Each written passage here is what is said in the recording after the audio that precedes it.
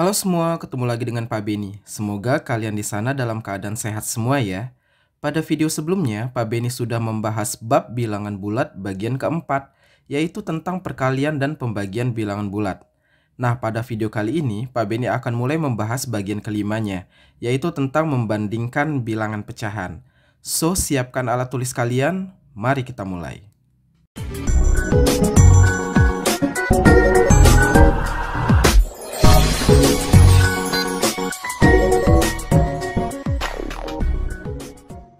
Pertama, Pak Beni akan sampaikan dulu tujuan dari menonton video ini. Setelah menonton video ini, kalian diharapkan akan bisa menyatakan pecahan dari suatu gambar dengan tepat, lalu membandingkan bilangan pecahan menggunakan tanda pertidaksamaan yang tepat. Oke, langsung aja kita mulai pembahasannya. Tentunya waktu SD kalian semua telah mempelajari yang namanya bilangan pecahan kan? Nah, bilangan pecahan atau nanti kita singkat pecahan aja ya, itu adalah bagian dari sesuatu yang utuh. Supaya lebih memahaminya, yuk kita perhatikan ilustrasi berikut. Misalkan Pak Beni memiliki satu loyang pizza. Kemudian Pak Beni bagi pizza tersebut menjadi 8 bagian yang sama besar. Nah, setiap bagian dari pizza inilah yang kita sebut dengan pecahan. Pecahan dari apa? Ya, pecahan dari satu loyang pizza tadi. Gitu ya. Udah mulai bisa dipahami kan konsep dari pecahan ini? Nah, satu loyang pizza ini kalau dituliskan dalam bentuk angka, ya bilangan bulat 1. Kalau ada 2 loyang, berarti kita simbolkan dengan bilangan bulat 2, dan seterusnya. Sedangkan dalam menuliskan pecahan, kita butuh 2 angka, angka yang atas sama angka bawah, lalu dipisahkan oleh garis. Maksudnya gimana nih angka atas sama angka bawah? Angka yang bawah itu menunjukkan jumlah seluruh bagiannya, sedangkan angka yang atas menggambarkan berapa banyak bagian yang kita punya. Nah, di pizza yang sudah kita potong tadi, seluruhnya kan ada 8 bagian, maka angka yang bawah adalah 8. Dan kita masih punya semua bagiannya kan, berarti angka yang atas juga 8. Nah, ini dibaca 8 per 8. Jadi garis ini dibaca per. Gimana kalau 3 potong pizza sudah diambil? Berarti kalau ditanya sisa pizzanya berapa, jawabannya adalah 5 per 8. 5 ini menunjukkan bagian yang kita punya. Sedangkan 8 adalah jumlah seluruh potongan seharusnya, atau jumlah seluruh potongan pada awalnya tadi.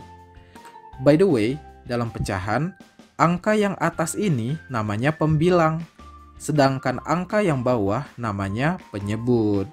Gitu ya, semoga bisa dipahami. Selanjutnya, kita coba menyatakan bilangan pecahan dari gambar yang diarsir berikut. Kita mulai dari gambar yang paling kiri. Di sini ada satu buah persegi panjang yang dibagi menjadi 6 persegi panjang yang kecil-kecil. Nah, yang diarsir ada 1, 2. Berarti ada 2 bagian ya. Berarti bilangan pecahan dari wilayah yang diarsir ini adalah 2 per 6. Kenapa per 6? Karena seluruh bagiannya ada 6. Gitu ya. Next, gambar yang tengah. Ini ada satu buah segitiga yang dibagi menjadi 4 bagian. Wilayah yang diarsir hanya 1 bagian. Berarti bilangan pecahan dari wilayah yang diarsir ini adalah 1 per 4.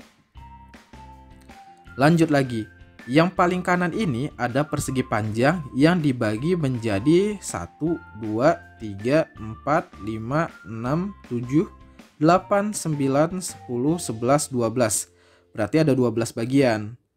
Nah, wilayah yang diarsir ada 1, 2, 3, 4. Berarti ada 4 bagian ya.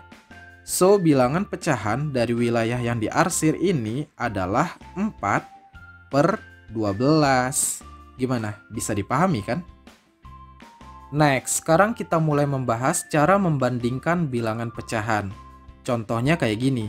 Tentukan tanda yang tepat, lebih dari, sama dengan, atau kurang dari, untuk membandingkan kedua pecahan berikut. Kita mulai dari yang kiri dulu ya. 3 per 100 dengan 5 per 100. Pertama, kita samakan dulu penyebutnya. Kebetulan di soal ini penyebutnya udah sama ya. Sama-sama 100. So, tinggal bandingkan pembilangnya aja. Yang ini pembilangnya 3, yang ini 5. Berarti 3 nilainya kurang dari 5 kan? So, tanda yang tepat adalah kurang dari. Bisa dipahami kan? Lanjut lagi. Kita mau bandingkan 2/5 dan 1/4. Penyebutnya beda ya. Yang ini 5 dan yang ini 4. So, kita harus samakan dulu penyebutnya. Caranya dengan mencari KPK antara 5 dan 4. KPK itu apa? KPK itu intinya bilangan terkecil yang bisa dibagi oleh kedua bilangan itu sekaligus. Nah, bilangan terkecil yang bisa dibagi sama 5 dan 4 kan 20. So, penyebut kedua bilangan ini kita samakan dengan 20. Kalau penyebutnya sudah berubah, maka pembilangnya akan berubah juga. Caranya kayak gini. 20 dibagi 5, hasilnya kan 4. Lalu dikali sama 2. Berarti hasilnya adalah 8. So, kita tulis pembilangnya yang ini 8. Next, 20 dibagi 4, hasilnya 5. Lalu dikali 1, hasilnya tetap 5 dong, ya kan? So, kita tulis pembilangnya yang ini 5. Oke, karena penyebutnya sudah sama-sama 20, maka kita tinggal bandingkan aja pembilangnya. Yang ini 8, yang ini 5. Lebih besar 8 dong nilainya kan? Berarti tanda yang tepat adalah lebih dari. Lanjut lagi. Kita mau bandingkan 3/8 dan 12/32. Lagi-lagi penyebutnya berbeda. Yang ini 8, yang ini 32. So, kita harus samakan dulu penyebutnya. KPK dari 8 dan 32 adalah 32 juga kan? Kenapa? Karena 32 bisa dibagi sama 8 dan juga 32 itu sendiri. Gitu ya. So, kita samakan semua penyebutnya menjadi 32. Kemudian, tentukan pembilangnya. Berarti 32 dibagi 8 hasilnya 4, lalu dikali 3 hasilnya adalah 12. So, kita tulis pembilang yang ini 12. Next, pembilang yang ini tetap 12 ya guys, karena penyebutnya juga tetap kan, tetap 32. So, kita tulis pembilang yang ini 12. Oke, karena penyebutnya sudah sama-sama 32, maka kita tinggal bandingkan aja pembilangnya. Ternyata nilainya sama juga kan, sama-sama 12. Berarti tanda yang tepat adalah sama dengan. Nah, sekilas info guys, dua pecahan yang nilainya sama kayak gini dinamakan pecahan yang ekuivalen.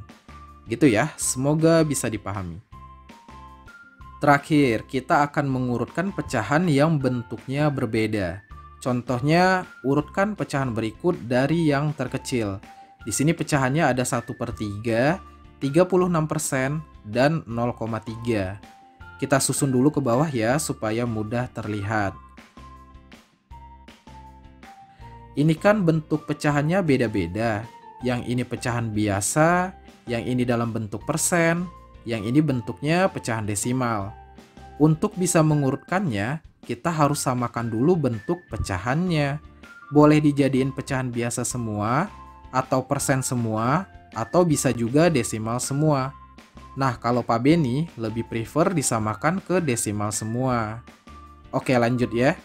Cara mengubah pecahan biasa ke desimal simple aja.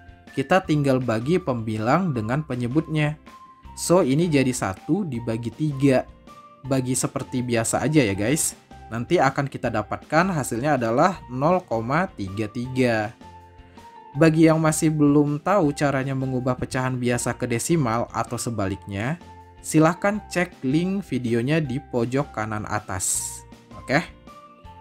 Next, 36%. Kalau mau diubah ke desimal, gampang. Hapus aja tanda persennya, lalu tinggal kasih koma setelah 2 angka ke kiri. Jadinya 0,36. Bagi kalian yang masih belum tahu juga caranya mengubah persen ke desimal atau sebaliknya, silahkan cek link videonya di pojok kanan atas. Kalau 0,3 udah desimal ya, jadi nggak ada yang perlu diubah. Nah, sekarang kita tinggal urutkan dari yang terkecil. Kalau bentuknya udah desimal, kita bandingkan angkanya dari yang paling kiri ya guys. Angka paling kiri di ketiganya kan udah sama-sama 0. Berarti kita lihat angka di sebelahnya. Yang ini 3, yang ini 3, yang ini 3 juga. Berarti masih sama juga kan? Kita lanjutkan lagi ke angka sebelahnya. Yang ini 3, yang ini 6, yang ini nggak ada. Atau bisa kita katakan 0 ya.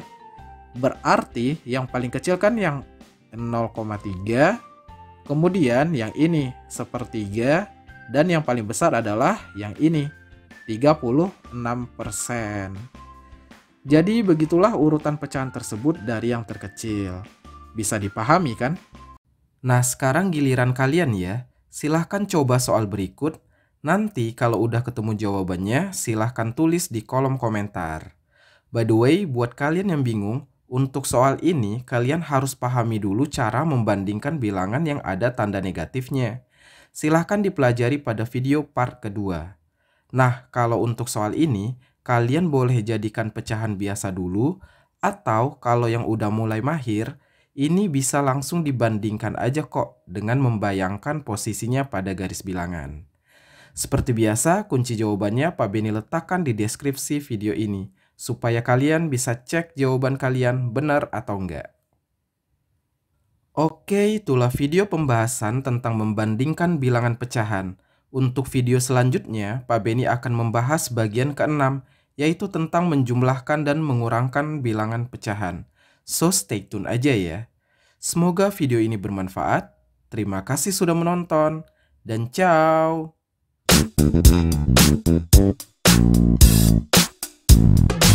Thank you.